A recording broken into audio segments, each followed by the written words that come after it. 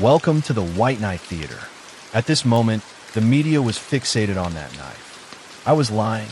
This knife has never been used for any purpose equivalent to the detailed live broadcast of the LAPD's work at the scene. After the knife lost its value as a clue, what kind of battlefield will the prosecution and defense open fire on next? Apart from looking for the next valuable clue, what new inferences will Dr. Lee Chong-yu make about the existing physical evidence? Produced by Himalaya, the 17th episode of the Chinese-American detective Dr. Lee Chong-yu's crime drama, An Unexpected Reversal. While Dr. Lee Chong-yu and Sam were reviewing the media video, as they had expected, there were indeed problems with the police's on-site work, and the severity of these problems was even greater than they had anticipated. Now it's getting more and more right outside. We can't leave Nicole's body exposed like this. We need to find a way to deal with this, someone said. How do we solve it? Another asked. The forensic team hasn't arrived yet. Shouldn't we have called them already? Questioned a third. No, there's no time, was the response. If the reporters keep filming like this, we're going to have a problem. Find something to cover it up. Use whatever you can find. Be quick about it, Dr. Lee suggested. This video shows that the LAPD actually used a blanket from Nicole's home to cover her body. This is a big issue. That's right, note that down. This is very important, Dr. Lee emphasized.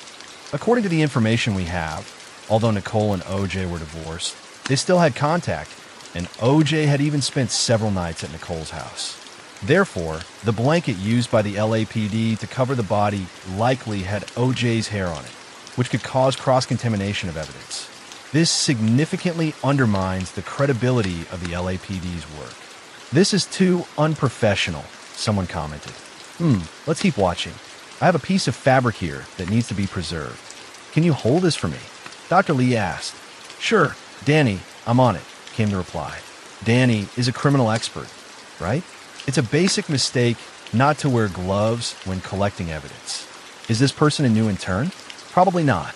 After all, the LAPD claims to value experience and hire seasoned staff, was the response. The biggest problem now is that, so far, all the blood sample evidence reports have been provided by the prosecution or the police. The defense team has not been granted permission to conduct their own blood sample analysis. But relying solely on their reports, there are questions about the rigor of the data. On July 8th, after confirming their speaking strategy, simulating the defense, and revising their statements, the defense team confidently arrived at the most critical day of the preliminary hearing. Dr. Lee Chong-yu watched the entire preliminary hearing. Unlike the overall confident and spirited state of the defense team, Dr. Lee was very low-key. Although he sat in the front row, he chose a spot near the door, trying to stay out of the spotlight. After the preliminary hearing began, the defense team first sent out Attorney Shapiro to question Detective Tom Lang, one of the detectives responsible for the O.J. Simpson case. Detective Lang, did you contaminate the scene at Nicole's house? Of course not. Sir, please look at the screen and describe what you see. The image shows the living room with candles lit.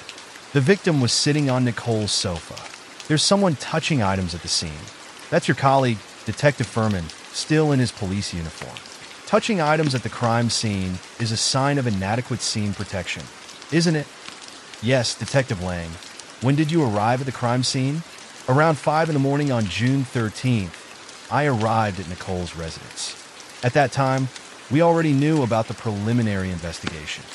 So, what did you do when you got there? Of course, we discussed how to notify the family. After all, this is a big case, and we were very cautious to avoid unnecessary trouble. That is, to prevent the case from being exposed to the media too early, we decided to go directly to the house. Did you notify the medical examiner? Of course I did. When did you notify them?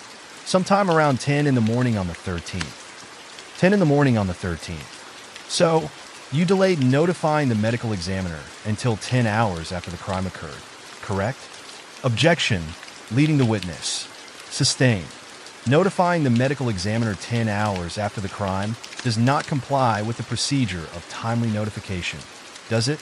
Yes, but we had many other more important tasks at the time, such as notifying the family and properly handling the scene. So in this situation, it was normal to be a bit late. So, sir, you did delay the notification. Yes, but I notified them as soon as I was told to do so. You can ask my superior. He told me to notify at that time. It's not my fault. The information was prepared in detail. The defense's first round of questioning was very successful, basically showing that the LAPD's work oversights were not isolated incidents. This laid a good factual and emotional foundation for the defense's second round of questioning. In the second round of questioning, Attorney Ullman, who also served as the dean of the law school, questioned Assistant Medical Examiner Dr. Owen Gall, who was responsible for this case. Earlier, Dr. Lee Chong-Yu had confirmed with Dr. Owen that the 5 bloodstains on Nicole's back were not preserved. This questioning further revealed to the global audience that in forensic science, any mistake can have a butterfly effect.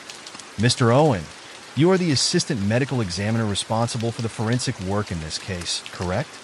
Yes, in your previous report, you mentioned that the time of death for Nicole and Goldman might have been around 10:15 p.m. on June 12th, correct? Yes, that's what I basically wrote. So, how did you determine that?